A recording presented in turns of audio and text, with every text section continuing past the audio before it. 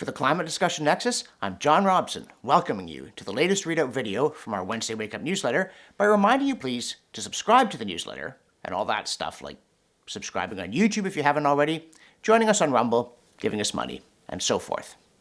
Now, off to court. No, Michael Mann hasn't sued us, at least not yet. But several Canadian provinces did go to court to challenge the federal carbon tax. And last week, that challenge went up in carbon-neutral flames, as the court ruled by a 6-3 margin that, in essence, yes, Canada does have a federal government. The ruling was more than a bit peculiar, including in being roughly the length of a major novel. 405 pages and 107,102 words. It was considerably shorter than the brothers Karamazov, which is over 364,000, but it was close to The Return of the King, 137,115, and it was long enough that you could fit in Shakespeare's longest play, which is Hamlet, 3 times with space left over for the comedy of errors, which this whole case arguably was. We know courts are prone to long-windedness. In fact, it's so bad the Supreme Court knows it itself, and it now produces case-in-brief summaries, including one here that warned explicitly, quote, "Due to the size of the judgment, you may get an error message when trying to access it," end quote. Yeah, in your brain as well as your computer, we might add. If brevity is the soul of wit, we're in trouble here, folks. But having said so, we actually agree with the court majority that if climate change is a major issue, then because it crosses provincial and national borders, obviously the federal government can act. If it couldn't, it wouldn't really be a government.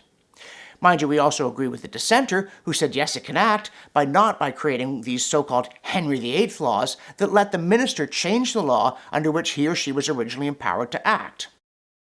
And we don't agree that the court needed to go on and on and on and on about how climate change is real and Canada's harder hit and the Arctic's harder hit still and carbon is pollution and we're all going to die. The case was about jurisdiction, not about the wisdom of a policy. And Canada's Supreme Court is not a Greta Thunberg rally. Now, again, to be fair, a correspondent points out to us that the court does habitually take note of the underlying facts in a case, and that in this case the various parties did not dispute the facts. But then all the justices really needed to say was, quote, "The appellants do not deny that man-made climate change is a crisis," end quote, instead of printing a Tolstoyan alarmist manifesto. Which brings us to the final absurdity. Because this business about not disputing the facts means the formal position of the appellants was man-made climate change is real, it's menacing, and we can't do anything, never mind. Which suggests that their real position was, we want to be against carbon taxes without getting slimed as deniers or having to discuss the science. And the court slammed that one shut in their faces with quite a loud bang. So, all you Canadian semi-deniers are basically out of tricks. You need to debate substance or get out of Dodge. And if it's substance you're after, we've got it here. Including about a new study out of Australia finding that virtue signaling signals virtue. The authors note with some annoyance that Australians consistently tell pollsters they care about climate change, over 80% as a rule, including a majority of Conservative voters. But then, almost as if they were alarmist celebrities with seafront mansions, just on a less glittery scale, they don't walk the walk, including in the voting booth. And I think part of the problem here is simply that people have been bullied into saying the right things about climate when they know someone's listening, including a pollster. But another part, I think, is that they've been assured far too often that climate action is all gain and no pain. So when they're offered pain in the voting booth, they say, "No thanks, I gave in the survey." And I also think this story illustrates the peril of alarmism becoming comfortable and complacent in its orthodoxy. And they're accustomed to winning debates without breaking a sweat and to having all the money. Which brings me to the Canadian government's new net zero advisory body, which has been set up to tell it how to do what it already says it knows how to do. And this seems a bit odd because there are already over 300,000 people in the federal public service at their disposal, and some of them have already managed to, devise a carbon tax that withstood constitutional scrutiny. Still, 14 more lucky insiders get to go blah, blah, blah at public expense, and lots of it. Lots of expense. The outfit has a $5 million budget, and lots of blah, blah, blah. Apparently it will, quote, draw on existing and emerging research, analysis, and technical expertise, end quote, and, quote, lead meaningful national conversations with experts and Canadians from coast to coast to coast, end quote.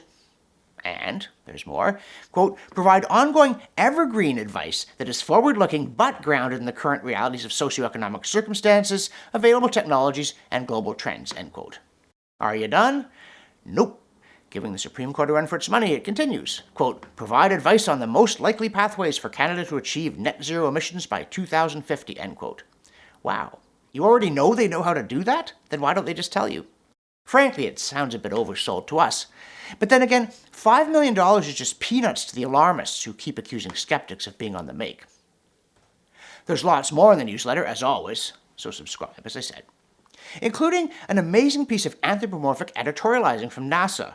And thank you to my American friends who pointed out that Nassau is a place in the Bahamas, and NASA is the American government agency that just said, quote, our planet is constantly trying to balance the flow of energy in and out of Earth's system, but human activities are throwing that off balance, causing our planet to warm in response, end quote. Our planet is trying to do something? Planets try to do things? Jupiter, try to call your office. We've also got a piece from Willis Eschenbach warning about the limits of computer modeling. And it's interesting because it starts with him describing, horrifying detail, that he first learned his craft with punch cards and wired magnets. And then he dropped out of college, used a TSR-80, fixed apples in Fiji, and a whole variety of interesting things. Meaning he's not a climate scientist in the sense that he has exactly one college credit in programming, but he has written thousands of programs, which makes him exactly the kind of informed outsider who can provide a useful check on the buddy system known as the science on climate, including on the vital point about using parameters to make computers jump through warming hoops. No, seriously, the piece has a side-splitting anecdote about Enrico Fermi, Freeman Dyson's pseudoscalar meson theory, and Johnny von Neumann saying, quote, with 4 parameters I can fit an elephant, and with 5 I can make him wiggle his trunk, end quote. Oh, the fun they have in computer programming and physics. The newsletter also has a piece about how over in China, they're boasting about how they're building a network of world-class highways while Western economies fall apart. And I'm wondering how Greta Thunberg feels about China having the largest highway system in the world, adding 10,000 kilometers a year, and clogging it up with, hey, are those gasoline-powered cars? And the newsletter also has the latest installment of our feature on what scientists really say. In this case, that Northern Ontario was about 2 degrees Celsius warmer than it is now for a stretch of about 3,000 years, starting about 7,800 years ago. Or as they put it, quote, modern analog reconstructions of average temperature from Holocene pollen assemblages of Charland Lake showed temperature was about 2 degrees Celsius warmer than present conditions around 7,800 to 4,500 cal year BUP, a time period consistent with the Holocene thermal maximum HTM, end quote. And, curiously, thanks to weatherstats.ca, we can see that the average temperatures at nearby Timmins haven't changed much since that 4,500 years ago. So much for current conditions being unprecedented and calamitous. And meanwhile, at CO2Science.org, they're on about how dry places are likely to absorb more CO2 once additional CO2 greens them, thus creating a reassuring negative rather than an ominous positive feedback loop. And they're on about soybeans. Hey, it could be eggplant again, right?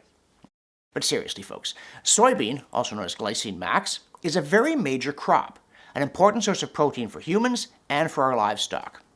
And yet again, the finding is that more CO2 means more efficient water use, which means less hunger in places where it's currently hard to grow food.